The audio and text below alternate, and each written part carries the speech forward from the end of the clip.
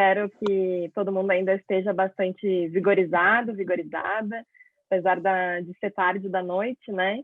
Mas a gente escolheu também esse horário para ver se conseguia que mais jovens trabalhadores, né, e trabalhadoras pudessem participar. Então, foi uma tentativa, né? Os debates do pré-congresso estão acontecendo de manhã e a gente achou que passando para a noite era mais viável para a nossa juventude trabalhadora também acompanhar esse debate importante aqui, né? Eu também vou colocar slide, ou Leite, se puder, não sei se já está liberado para mim, mas se tiver, já faço.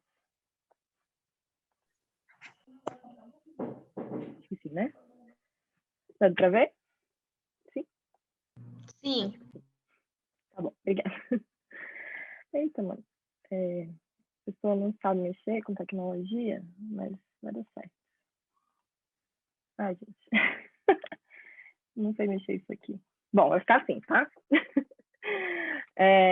Então, gente, sou Luísa, né? Estou como secretária nacional de juventude da CTB. E aqui eu queria também rapidamente, já que o Zé fez esse favor de já nos dar vários dados, né? Colocar bastante da situação da juventude trabalhadora, em especial aqui no Brasil, mas também comparando como é, né, na relação mundial, nos países desenvolvidos.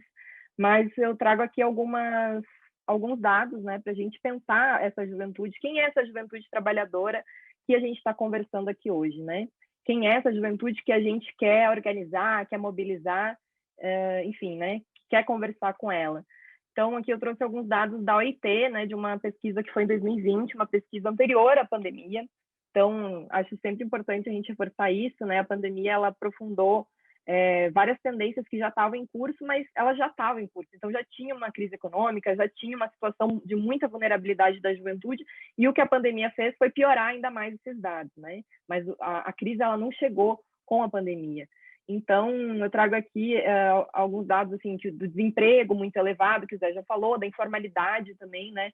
Muito elevada entre os jovens. A OIT fala de 77% dos jovens que trabalham estão na informalidade, um alto número também de jovens do 100-100, né, que são aqueles jovens sem estudo e sem trabalho mundial, onde a gente sabe que boa parte são jovens meninas, né, porque são as jovens mulheres que saem do mercado de trabalho, do seu estudo, para cuidar de família, para cuidar de alguém adoecido, da casa, né, essa parte do trabalho reprodutivo, né, ainda permanece com as mulheres. Oi? Oi? Te ouvindo. Tá. Eu aqui.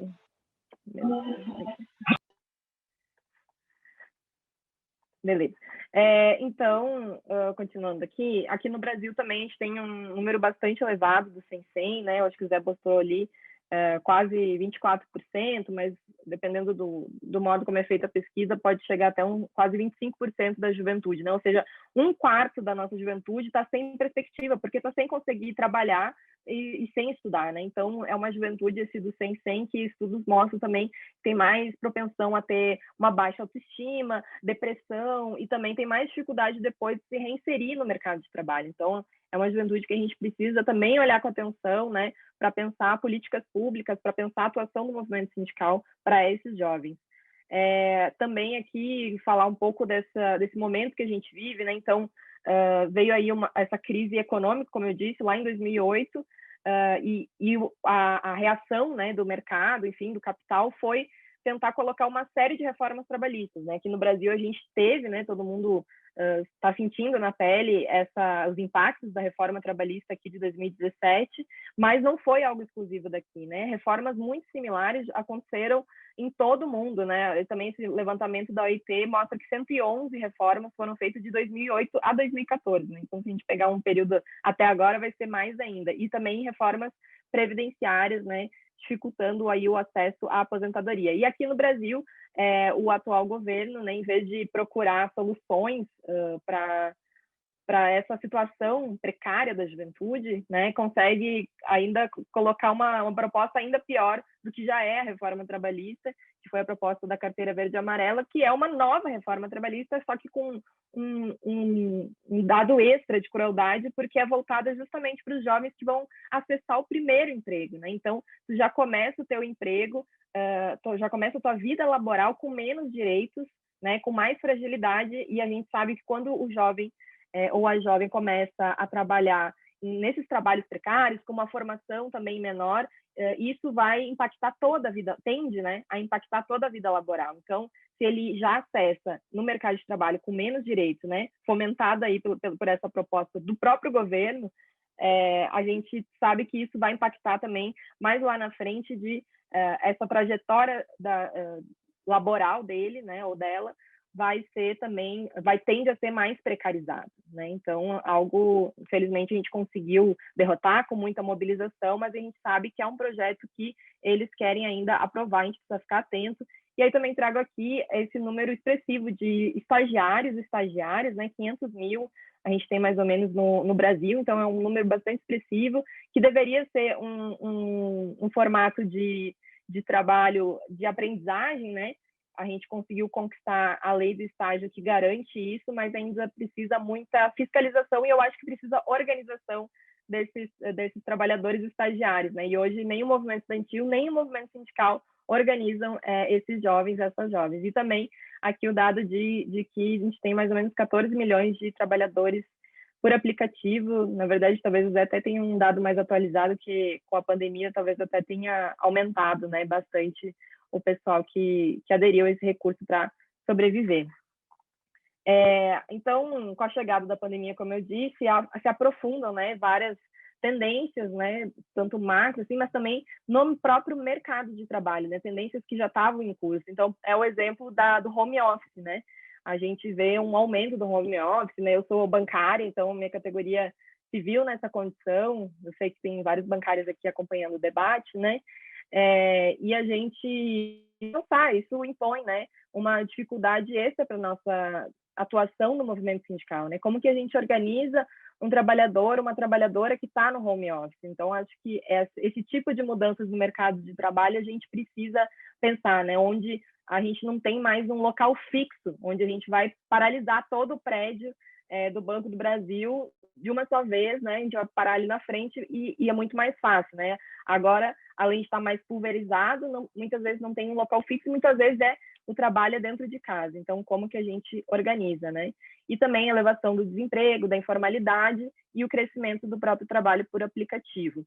Para a juventude em específico, a gente também tem a interrupção dos estudos, né? Que é um debate que a gente tem feito também, não é um debate simples, da volta às aulas, né? Porque a gente precisa garantir a saúde, a vida das pessoas, mas ao mesmo tempo a gente sabe que a interrupção dos estudos, né, desses jovens, dessas jovens, é algo muito preocupante, né? Porque a gente pode perder aí toda uma geração, vai ter mais dificuldade, né? Por essa paralisação dos estudos, vai ter mais dificuldade depois de se reinserir de forma qualificada, né? O trabalho decente que a OIT fala, no mercado de trabalho. Então, a gente precisa pensar também como criar políticas públicas, né, pressionar o poder público para encontrar soluções e a gente não perder, né, essa geração, né, até porque muitos jovens, inclusive, falam de não pensarem em retornar aos estudos, né, eles já estão no mercado de trabalho, já estão tendo que ajudar a família, então talvez tenham até dificuldade de retomar os estudos. É algo que a gente precisa também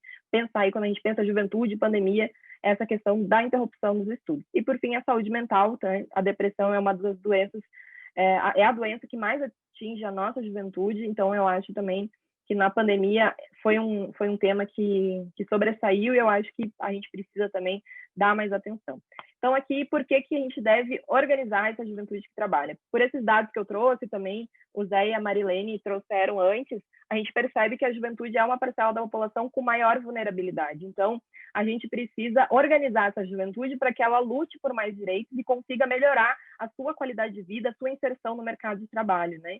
E para isso a gente precisa mobilizar essa massa de trabalhadores jovens, que são em torno de 50 milhões. Então, como o Zé disse, boa parte da nossa juventude no Brasil é uma juventude trabalhadora, muitos não estão estudando, só estão trabalhando, e a gente precisa conversar, né? O movimento estudantil já faz bastante bem essa mobilização, né, dos jovens estudantes, mas é insuficiente, porque boa parte da nossa juventude não está estudando, né, ou não se liga, não quer se organizar por esses motivos estudantis. Então, como que a gente fala também por essa questão do emprego que tem mobilizado muita juventude e organiza essa juventude, né, para uma disputa ideológica. A gente tem visto aí há muito tempo, né, a gente tem visto essa batalha aí do individualismo, da meritocracia, eles tentando impor essa ideologia e a gente na contramão aí tentando fomentar o debate, né, a formação teórica, resgatar as lutas coletivas, né, do movimento sindical, enfim, do movimento social e da importância disso na conquista dos direitos, né? Então, organizar a juventude também pensando nessa disputa ideológica é muito importante. E, por fim, planejar essa transição dos jovens para o mundo do trabalho e para o movimento sindical de forma planejada, né? Pensando a renovação do movimento sindical. E quando eu falo isso, é claro que a gente está falando do próprio futuro do movimento sindical, né? Quem é que vai tocar o movimento sindical, esse movimento que é tão importante para a gente transformar essa realidade, né?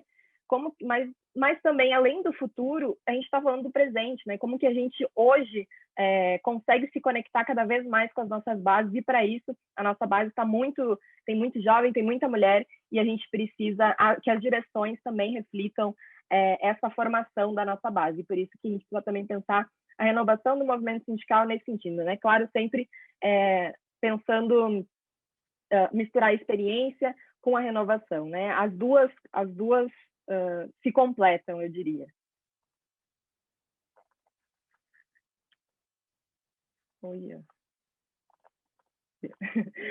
O movimento sindical, então, eu coloco aqui que a gente está com vários desafios, né? Desde a reforma trabalhista, a gente vê muitas mudanças, a reforma trabalhista impôs desafios estruturais para nós mesmo, né? Mas também as próprias mudanças do mercado de trabalho, essas novas formas de organização que a gente precisa pensar, como eu falei, do home office, né? O local fixo que está mudando. Então, a gente precisa pensar como se reinventar o movimento sindical, e eu acho que a juventude pode ajudar nesse processo. E, além disso, eu falo muito de que é uma via de mão dupla, né? Eu acredito muito que a juventude precisa do movimento sindical para se organizar, para conquistar mais direitos, e o movimento sindical também precisa da juventude para, como eu disse, se manter sempre conectado com as suas bases. Eu trouxe aqui rapidamente, né? Eu gosto de trazer algumas experiências de juventude sindical que deram certo, né? Então, mas eu vou falar bem rápido, porque já está passando um tempinho, né? Mas queria aqui falar da juventude rural, né? Que a Mari é a nossa representante aqui hoje na mesa, mas que é uma juventude que para nós é muito exemplo, né? De como que organiza uma juventude sindical, porque eles já fazem isso há muito tempo e de forma muito bem feita, né? Então, eles se organizam por coletivos, tem de nacional, estadual, região também, alguns estados e alguns municípios, e tem uma comissão que vai debater as pautas da juventude. Eles têm diversas atividades, muitas atividades mesmo, festival, plenária, o programa Jovem Saber, que é um programa de formação. A Mari, antes da pandemia, organizou lá em Minas um campeonato de futebol, né? Então, fazem realmente muitas atividades que mobilizam a juventude, né? Tem a questão da mística muito presente, e a construção, que é o que eu acho mais legal, uma construção de um sentimento de pertencimento, né? Então, essa juventude rural, ela se identifica com essa organização sindical, né? Ela se identifica com esse coletivo juvenil. Então, esse sentimento de pertencimento que a juventude rural da CONTAG consegue construir, eu acho que é algo que a gente precisa olhar com carinho. Há outro exemplo aqui que eu trago, depois a Mari, depois se quiser no final também falar um pouquinho mais da juventude rural, ela sabe muito mais que eu. Peguei as informações com ela. Mas aqui a outra juventude que eu queria trazer, a experiência, é dos bancários da Bahia e Sergipe, minha categoria, que lá em 2011 a Federação dos Bancários, eles fizeram uma alteração de estatuto que tinha duas coisas. Uma era a alternância, né, dos cargos, para que ninguém ficasse mais do que 2 anos no mesmo cargo, né? Então, estimulando essa renovação, que a gente acha que é importante, mas também a criação de uma secretaria de juventude. Então, uma secretaria que vai pensar como organizar a juventude bancária nesses estados, né? E aí, a partir daí, eles fizeram encontros anuais, a partir de 2012, que tinha uma média de 100 participantes. Eles sempre tomaram cuidado que a forma fosse mais jovial, né? Fosse mais atrativa mesmo para a juventude, né? A linguagem fosse mais atrativa também. que foi uma parceria entre a federação e o sindicato dos bancários desses estados. Então, foi algo construído coletivamente que eu acredito que sempre tende a funcionar muito melhor, né? E o resultado foi muito positivo.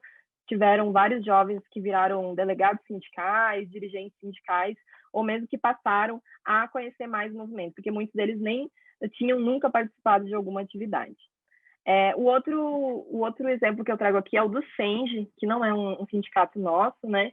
Mas o Sindicato dos Engenheiros, que eles fazem, eles também têm um núcleo para pensar a juventude, e eles têm uma filiação, uma sindicalização de estudantes de engenharia por um preço bem menor. Então, eles já começam a conversar com os futuros engenheiros quando eles ainda estão estudando. Eu acho isso uma experiência muito bacana da gente conseguir reproduzir. A gente tem até conversado com a PLB lá na Bahia para tentar reproduzir com os professores, porque eu acho que é uma experiência que dá muitos saldos positivos, né? Então, eles fazem atividades com os diretórios acadêmicos, por exemplo, né, de conscientização, enfim, falando da carreira, e é isso. Eu acho que essa relação desde do curso, né, e uma parceria com o movimento estudantil é interessante.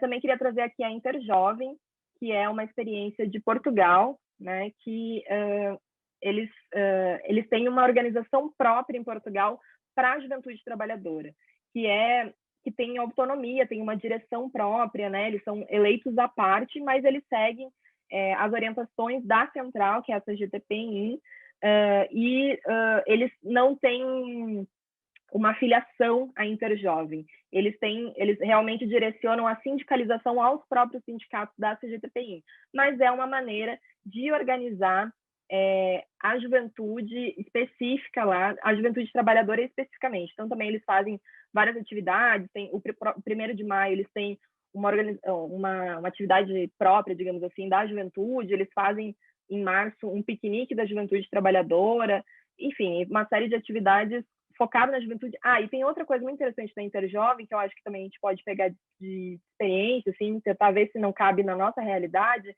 que eles têm uma ficha de sindicalização dos sindicatos deles, especificamente para a juventude. Então, é uma ficha que tem as pautas que vão chamar a juventude, uma linguagem para a juventude. Então, eu acho que para categorias em especial, né, que tem grande contingente de jovens, como comerciários, por exemplo, talvez seja algo interessante da gente pensar, né? Uma ficha de sindicalização específica para a juventude. É algo que a CGTP, a Interjovem, lá de Portugal, tem essa experiência. E, por fim, a nossa CTB Jovem, né, novinha, nasceu em janeiro de 2020, de um acúmulo muito grande, né, que a gente tem feito, né, inclusive as outras pessoas, né, que vieram aí antes da gente, construíram sempre essa pauta de juventude, né? Vocês sabem que a CTB ela já nasce com uma Secretaria de Juventude, então para nós essa pauta sempre foi muito importante, e então foi um acúmulo realmente que a gente foi fazendo, né? Porque a gente começou a pensar que não bastava para essa realidade que a gente vive, por essas condições que eu apresentei anteriormente, né, do mercado de trabalho, não adiantava mais a gente organizar os jovens sindicalistas apenas. Embora isso seja importante, a gente precisa continuar fazendo, a gente precisa continuar fortalecendo isso. Mas a gente precisa pensar também como que a gente organiza a juventude trabalhadora como um todo, né? Então, do campo da cidade, do mercado formal, do informal, aquelas que não estão empregadas no momento, como que a gente faz para organizar essa juventude? Então, em janeiro de 2020, um pouquinho antes ali da pandemia, a gente conseguiu fazer o encontro da CTB Jovem, e aí ali a gente elegeu uma coordenação nacional, uma executiva nacional que tem tarefas definidas, então tem uma pessoa para organização, comunicação, formação, né? Enfim, a gente separou por tarefas para tentar dar mais dinamismo, e a ideia é que a gente consiga fazer também essas coordenações estaduais. A gente só não fez porque veio a pandemia e acabou com o nosso planejamento, mas vamos fazer. A gente também tem uma ficha de adesão, que é para tentar resgatar também essa ideia do pertencimento da pessoa, né, à CTB Jovem, mas também para fazer esse banco de dados, né, conseguir, a partir disso, né, a partir desse contato que a gente vai ter das pessoas, chamar para atividades que a gente vai fazer, né, a gente coloca aqui para pensar atividades culturais, esportivas, né, também pensar atividades lúdicas, mas sempre politizando, né. E, além disso, outra novidade bastante grande, né, da CTB Jovem é organizar por local de trabalho, que é o que a gente faz, mas também pensar como que a gente organiza por local de estudo e local de moradia. Então, pensar um trabalho territorializado em parceria com outros movimentos sociais, né? Como o estudantil, o feminista, o comunitário, pensar como que a gente junta essa força para realizar projetos territorializados, né? A gente está com um projeto piloto lá na Bahia também, de um curso pré-vestibular, justamente nessa ideia, né? E então, mas a ideia é que possa também ser outras coisas, né? Assessoria jurídica, assessoria de saúde, grupo de estudo, outros tipos de curso, mas que a gente possa pensar atividades que mobilizem e organizem a partir do território, né? E por fim, a gente tem um objetivo aqui da CTB Jovem organizar então os desempregados, estagiários, trabalhadores informais, em especial dos aplicativos, né? E a gente acha que essa organização por território, inclusive, ajuda isso, né?